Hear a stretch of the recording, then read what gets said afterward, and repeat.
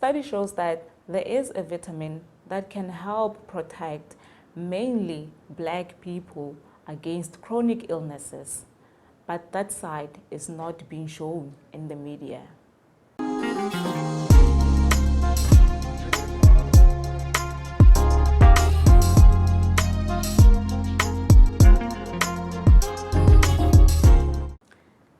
Hello and welcome.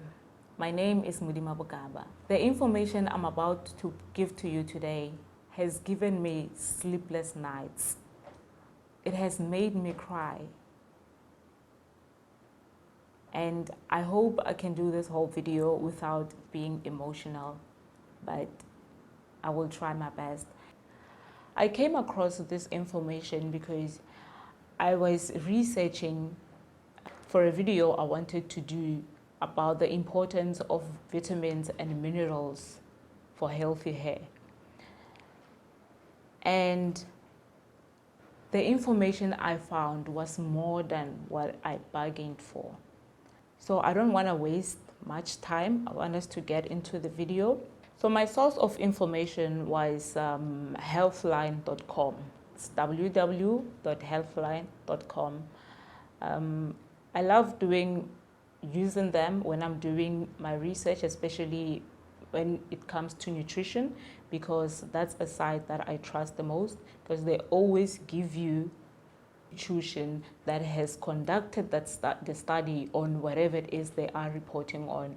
So the information I'm going to put out there just took a summary for the purpose of this video, and I will be reading everything from my phone, and I will put on the screen for you guys to see what I'm reading. So guys, I'll be sharing my own personal experience as I go about the vitamins and minerals and how I started taking them. So many people view healthy looking hair as a sign of health or beauty. Like any other part of your body, hair needs a variety of nutrients to be healthy and to grow. In fact, many nutritional deficiencies are linked to hair loss, while factors such as age, genetics, and hormones also affect hair growth. Optimal nutrient intake is key. Below are 5 vitamins and 3 other nutrients that may be important for hair growth. Number 1, it's vitamin A. All cells need vitamin A for growth. This includes hair, the fastest growing tissue in the human body. Vitamin A also helps skin glands make an oily substance called sebum. Sebum moisturizes the scalp and helps keep hair healthy. So sebum travels through straight hair much better than it does on curly hair. The reason being, if it's an oily substance that's coming from your scalp, on a straight hair, it's much better for it to travel through and coat your hair and moisturize your hair. But with our curly hair, it is difficult for the oils to travel through our coils because our hair is coiled up like this. If you look at my hair, it's coiled up. So the oil coming from the scalp, for it to travel through, to start from the scalp and go through to moisturize each and every strand on your hair is impossible. So that's why black people, we need to moisturize our hair much more than white people. So that's why we are being told that we have dry hair. Anyway, moving along to the second vitamin. So the second vitamin is a B vitamin. It says here that one of the best known vitamins for hair growth is a B vitamin called biotin. Studies link biotin deficiency with hair loss in humans. However, deficiency is very rare because it occurs naturally in a wide range of foods. There's also a lack of data about whether biotin is effective for hair growth in healthy individuals. That's about the B vitamins anyway. So moving right along, the third vitamin is vitamin C. Free radical damage can block growth and cause your hair to age. Vitamin C is a powerful antioxidant that helps protect against the oxidative stress caused by free radicals. In addition, your body needs vitamin C to create a protein known as collagen, an important part of hair structure. So this is the fourth vitamin, which is vitamin D. This vitamin, guys, is what made me cry when I read the information about it. I was so heartbroken that how can something as small as a vitamin, as inexpensive as vitamin, have so much power, to protect us, but we don't know about it. The information is not out there for us. So I'm going to read to you guys, and I hope that you will listen attentively, because this is very, very important.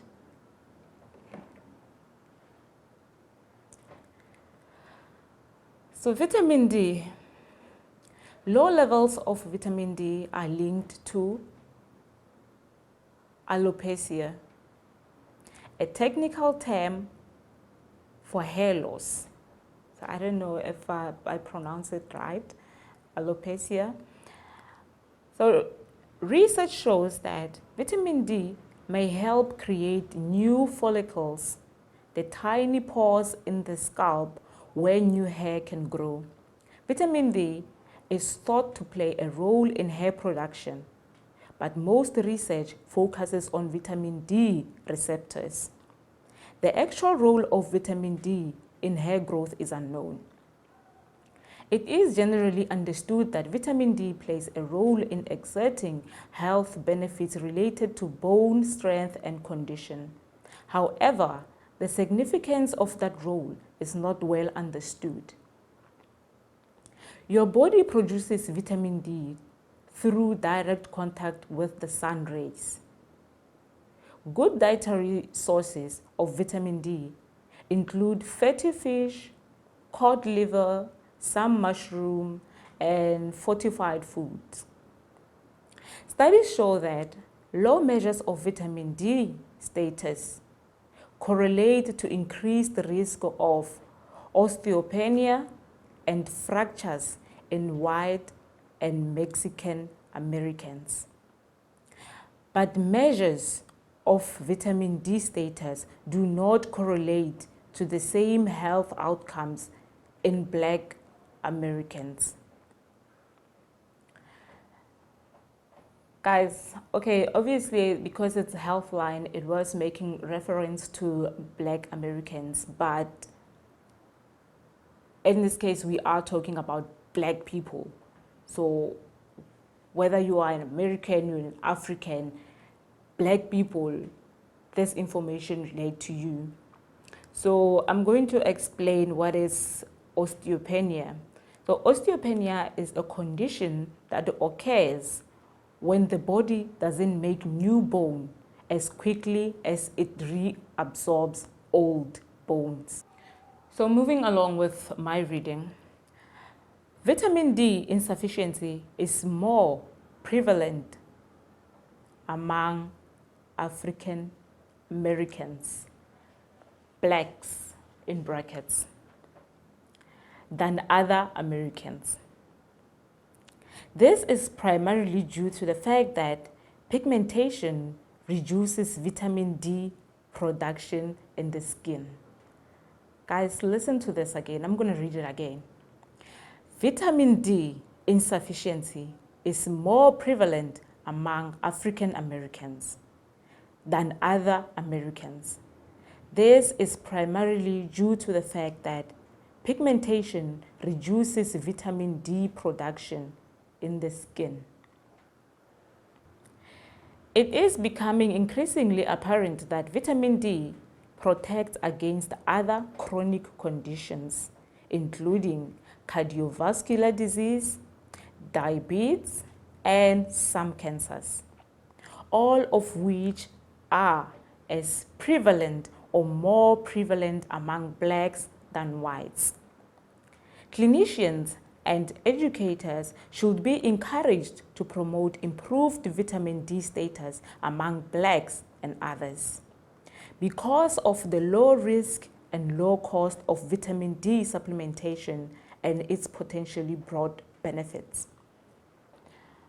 Our skin, black people, does not absorb the sun. And I know black people like going around and spreading this false information that our skin is superior, it absorbs the sun. I don't know where that information comes from, but people, that information is wrong. Our pigmentation prevents the sun, it prevents the UV rays from getting through our skin. So our skin is like a shield against the sun. It does not absorb the sun, no. Our skin is a shield against us. It's more like a sunscreen. So the sun does not get through, does not go through. And that is why it is being said that black people are the ones who need to take vitamin D more than whites. Because for a white person, when they sit on the sun, their skin absorbs the UV rays from the sun than it does a black person. So it does not matter whether you come from Africa, and this is the mentality that I carried as well, that I'm from Africa, it's sunny, like we have the greatest amount of sun and the vitamin deficiency will never affect me. But I did not know this information that my pigmentation prevents the UV rays from getting through my skin. And I'm gonna go and read this part.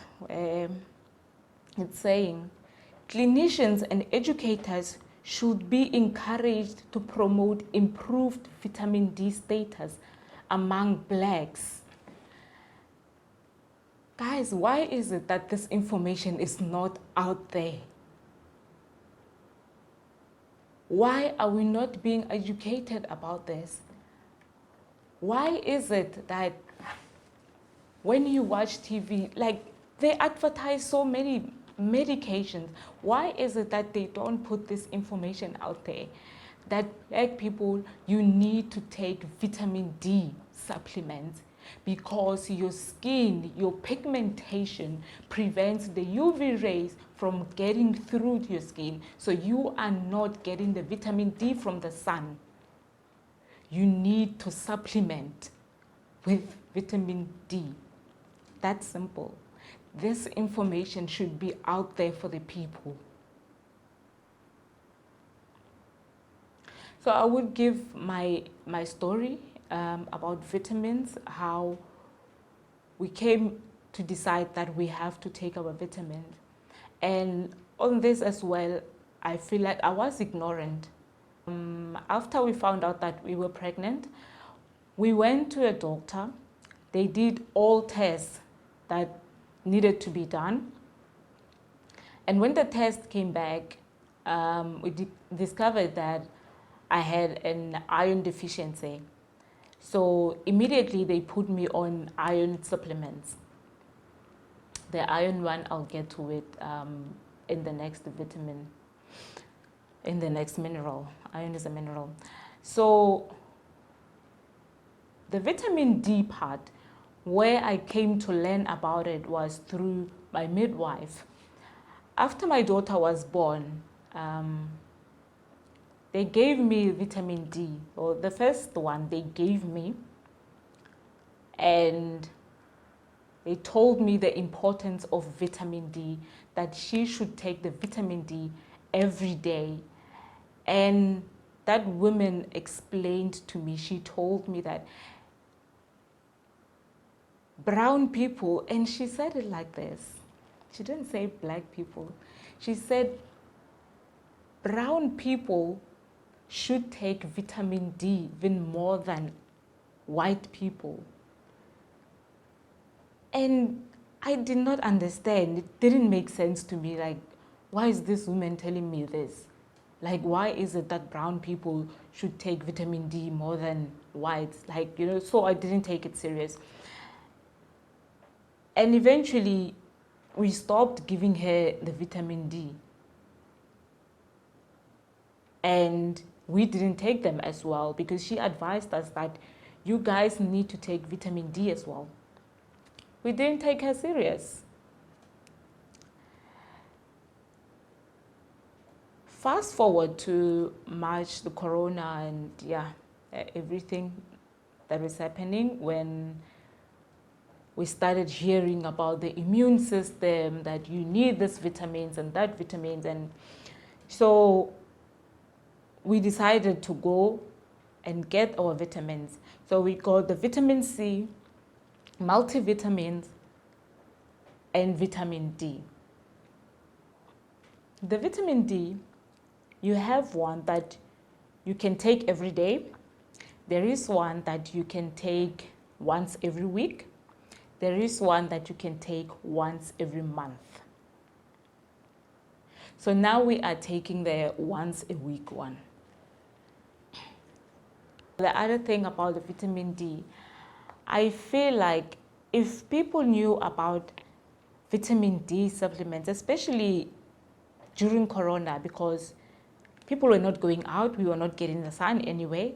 Not that it helps us, because we just found out that the sun doesn't help us. But because people were indoors more, the stress levels were high. And I feel if people knew about these vitamins and supplements, it could have helped. We have people who have committed suicides. We have people who went through depressions because of the stress level that corona has brought on us. And if people were taking their vitamins, like these vitamins are literally happy pills. They're like happy pills. So guys, I'm going to move to the fifth vitamin. Then I will summarize everything at the end when I'm done. Vitamin E. Similar to vitamin C, vitamin E is an antioxidant that can prevent oxidative stress. So vitamin D prevents the stress as well. In one study, people with hair loss experienced a 34.5% increase in hair growth after supplementing with vitamin E for 8 months. Sunflower seeds, almonds, spinach, and avocados are all good sources of vitamin E. So that's it about vitamin E. I don't really have a background on this, so that's the information I have, guys. Moving right along, now we go into the iron. The iron helps red blood cells carry oxygen to your cells. This makes it an important mineral for many bodily functions, including hair growth, iron deficiency, which causes anemia, which is a major cause of hair loss. It's especially common in women. So iron, guys, as I told you that when I was pregnant, I had an iron deficiency and I was put on supplements. And with this topic, I feel like pregnant women, mostly they are put on iron supplements, but they are not told that even after having the baby, they should continue taking the iron supplements. And in my opinion, this is just me, guys, it's not Healthline. In my opinion, this is the reason why most women are saying that 3 to 4 months after giving birth, they start experiencing hair loss. It's because after giving birth, they have stopped taking their iron supplements. That's what I think. Because after I gave birth to my baby, I continued to take my iron supplements until I think I took them 8 months straight, and then I stopped. Now I don't take them every day. I would skip. Sometimes I go a whole week without taking them, but after giving birth, I continued. And I feel that this information should also be put out there, that women should be encouraged to continue taking their iron supplements even after giving birth. After I gave birth, even during my pregnancy, I never suffered any hair loss. Never. I would be lying. Even hairline, or I've never suffered hair loss because I was taking my iron supplements. And I think this is very important. Women need to know about this. Another important part about the iron. Low iron also affects your mental alertness. Now, guys, this is important. If you are low on iron, your mental alertness is affected. Let me put it like this. You might be finding it hard to remember things. And I think that's why this is a common thing where they say pregnant women, they have a memory loss and all that. It's because of the iron deficiency. So when you are low on iron, your brain does not process information as quick as someone who has enough iron in their body. So this also is very important. There is this documentary on Netflix. It's called Babies. And they talk about the importance of iron in babies, because babies, their brain is still developing. So their developing brain obviously need more iron because they are absorbing more information. And that's why babies are encouraged to have red meat, be it that you give the baby the red meat and they just suck at the juice of the red meat, because that's where you get the iron. Just suck at the meat, they are good. Babies are encouraged greens like your broccoli, anything that is high on iron. Babies should be eating that every day. Okay, still on the iron. Here it says, the bottom line, iron deficiency is a major cause of hair loss, especially in women. Okay guys, so I'm gonna give you a list of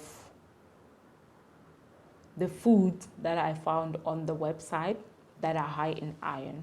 So we have clams, we have oysters, we have eggs, we have red meat, we have spinach and lentils. Those are the foods which are high in iron. But guys, as you know, if we only depend on food for the iron, I don't think it's going to be sufficient, because we are not consistent with our diet. I may eat a spinach today and go about the whole week without eating a spinach. And obviously you're going to be low on iron. So we are not consistent with our diet. If you are someone who is consistent with their diet and you know that you are going to eat all this food that has all that which are high in the iron, then I would say, okay, you are good to go. You know that every day you are eating food that are high in iron, even with the vitamin D, all these vitamins and minerals. If you feel like, okay, you can get all these vitamins and minerals from food only, please, you are advised to do that. But here I'm talking about people who knows that they are not consistent with their diet, they don't eat right. You need to take your supplements, but obviously you have to consult with your doctor as well, because you can't just take the supplements without knowing that you need them or not. But the vitamin D, you do need vitamin D. You don't even need to consult with any doctor. You need to take your vitamin Ds every day, especially black people. Okay, now we go to the seventh one, which is zinc. Zinc plays an important role in hair tissue growth and repair. It also helps keep the oil glands around the follicles working properly. Hair loss is a common symptom of zinc deficiency. Studies show the zinc supplements reduce hair loss caused by zinc deficiency. However, there are some anecdotal reports that supplementing with too high of a dose can also contribute to hair loss. That's zinc. So supplementing with too high of a dose can also contribute to hair loss. For this reason, it may be better to get your zinc from whole foods. Foods high in zinc include oysters, beef, spinach, wheat, jam, pumpkin, seeds, and lentils. And guys, I don't know if you have noticed, beef, spinach, and lentils, they appear almost on every vitamin or mineral. So if you have these three in your kitchen, you are good. You should never be without these three: your beef, your spinach, and lentils. I just cooked, because after I learned about this information, we went and stocked up on lentils as well. So today I just cooked rice with lentils, which is a recipe I've seen here in Brazil. So what I did was I just took the rice, threw it in a pot, threw the lentils in the pot, and washed them before cooking. Then after I rinsed it out, then I cooked them. The lentils, they cook like almost the same time. They take about the same time as rice. So you just cook them together, and then after you season and put in your olive oil, and you are good to go. It's amazing. So please normalize cooking your rice and putting lentils in your rice, because lentils are very healthy. You need lentils in your kitchen. Okay, now we move into the last one, which is protein. Hair is made almost entirely of protein. Consuming enough is important for hair growth. Animal studies show that protein deficiency may decrease hair growth and even lead to hair loss.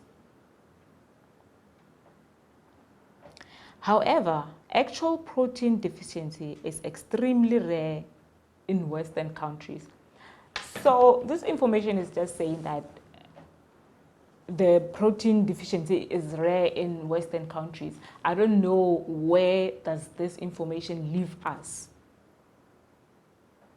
So I don't, guys, we must do our own research. I would urge you to go and look into this. I would urge you to go and do your own research about this. But we need answers. I am not going to sit on this information. I am going to take a stand. I am going to speak out. I am going to demand answers. But anyway, let me wrap up. So guys, the last part, I'm just gonna name the foods that promote hair growth, because this video I was making it for hair, but it ended up being something else. So I am just going to add the food that promote hair growth. Number 1 on the list is eggs. Eggs are a great source of protein and biotin, 2 nutrients that may promote hair growth. The second one is berries. Berries are loaded with beneficial compounds and vitamins that may promote hair growth. Number 3, spinach. Spinach is appearing again. Spinach is a healthy green vegetable that's loaded with the beneficial nutrients like folate, iron, and vitamins A and C, all of which may promote hair growth. Fish like salmon, the herring, and the mackerel have nutrients that may promote hair growth. They are excellent sources of omega-3 fatty acids, which have been linked to hair growth. Number 5 is sweet potatoes. Sweet potatoes are a great source of beta carotene. The body converts this compound into vitamin A, which is linked to good hair health. Number 6 is avocados. Avocados are delicious, nutritious, and a great source of healthy fats. Nuts. Nuts are tasty, convenient, and contain a variety of nutrients that may promote hair growth. Okay guys, so I'm just going to summarize everything that I've said, everything that I've talked about in this video, and what you need to take serious from this information. I feel like every single information you do need to take it serious, but the vitamin D one